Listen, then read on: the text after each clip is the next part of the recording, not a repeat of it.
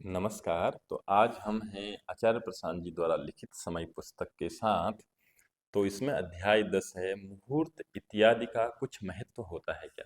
आज मैं देखता हूँ कि बाहर जितने भी बेसिकली त्योहार होते हैं उनमें कि आज ये मुहूर्त है, इतने बजे से ये होने वाला है, वो होने वाला है। समझिए ध्यान से, ठीक है? इसका कोई महत्व होता भी है या बस परंपराओं में चला रहा है, एक लोक संस्कृति बनी हुई है, हम उसको आँख बंद करके, आँखों पर पर्दा डाल के बस किए ही जा रहे हैं। ध्यान से सुनिएगा। प्रश्नकर्ता: आचार्य जी, हिंदू धर्म में मुहूर्त की बहुत मान्यता है। यहाँ हर काम यह देखकर किया जाता है कि उस दिन अमावस्या है या पूर्णिमा है।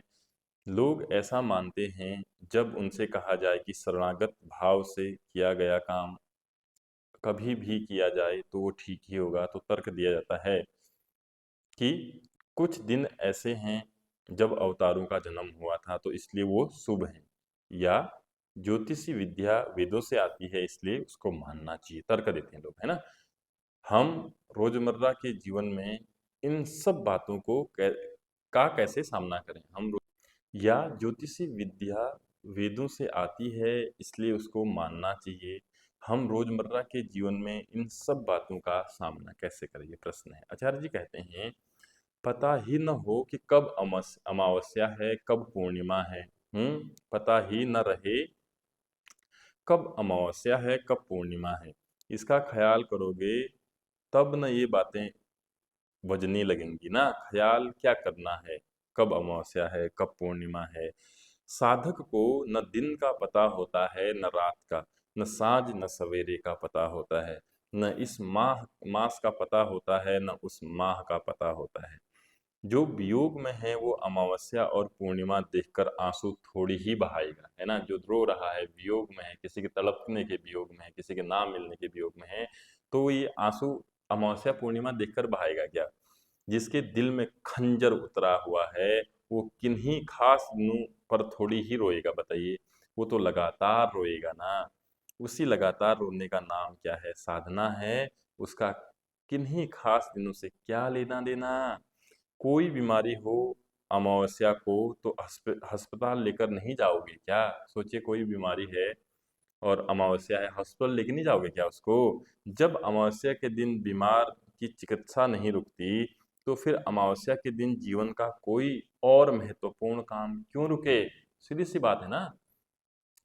साधना क्यों रुके? छोटा सा जीवन है भाई, उसमें भी तुम बोलो कि 5 दिन का मुहूर्त है, 5 दिन बाद का मुहूर्त है और बीच में ही मौत का मुहूर्त निकल गया तो? एक झिल्ली लाल थे।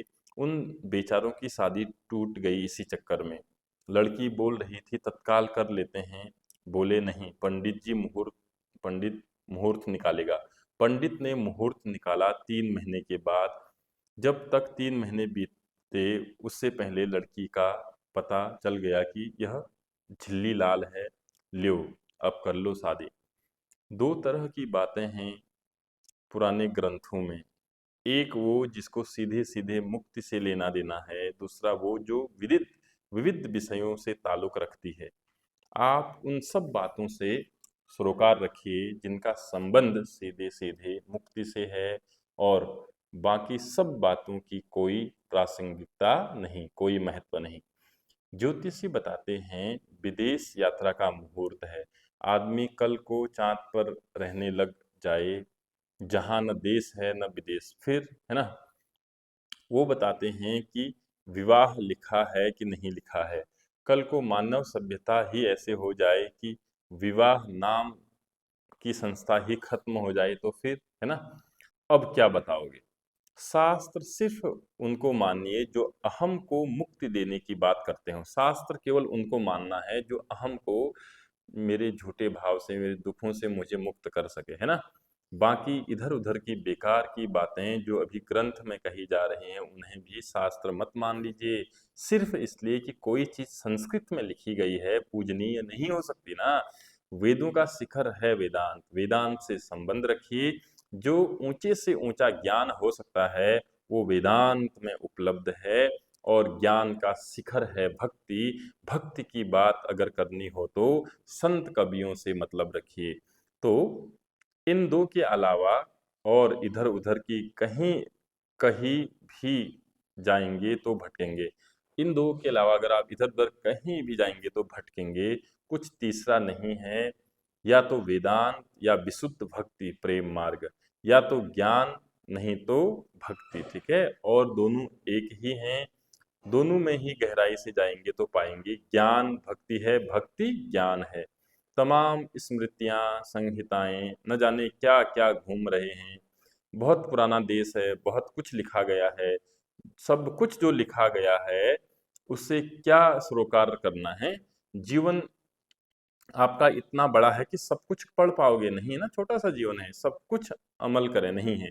जो श्रेष्ठतम है सिर्फ उससे मतलब रखिए, बाकी सबकी उपेक्षा करना सीखिए। जो श्रेष्ठतम है सिर्फ उससे मतलब रखिए, बाकी सबकी उपेक्षा करना सीखिए। ठीक है। समझ में आ रही है बात। अभी आचार्य प्रशांत जी श्रीमद् भगवद गीता वेदांत पढ़ा रहे हैं, उनसे जुड़िए। और ये मुहूर्त उहूर्त आपने देख लिया ना, 10 बार आपने मुहूर्तों का पालन किया है, क्या मिला उससे? दुख के अलावा आपके जीवन में है क्या? आज ध्यान से देखिए खगोलीय जीवन को। अब भी समय आएगा, काल का पहिया चक्र का समय का पहिया ऐसा घूमता है कि अभी मौत आनी है। मिला क्या? जाना क्या अपने बारे में? हाँ, बाहरी बाहरी थोड़ा धन, थोड़ा नाम इज्जत वगैरह कुछ कमा लिया हो, अंदर से शांत हो, अंदर से सारी जिज्ञासाएं, अभी भी जिज्ञासा रहती है, सारी कामनाएं मिट गई हैं क्या? हम्म तो अगर जानना है, समझना है जीवन को, तो आचार्य प्रशांत जी अभी लाइव श्रीमद् भगवत गीता सिखा रहे हैं, जुड़िए। ये मौका दोबारा नहीं आएगा। दोबारा नहीं आएगा। लूट सके तो लूट ले, राम नाम की लूट, पाछे फिर पछताओगे, प्राण जाहे जब छूट।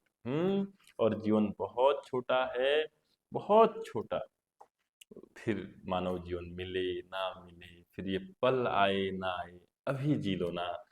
अभी जान जाओ कि अमरत्व क्या है। कबीर साहब इसको कैसे कहते हैं, याद है ना? पत्ता टूटा डाल से, ले गई पवन उड़ाए, अब के बिछड़े ना मिले, दूर पड़े हैं चार साधु, दूर पड़े हैं चार। धन्यवाद।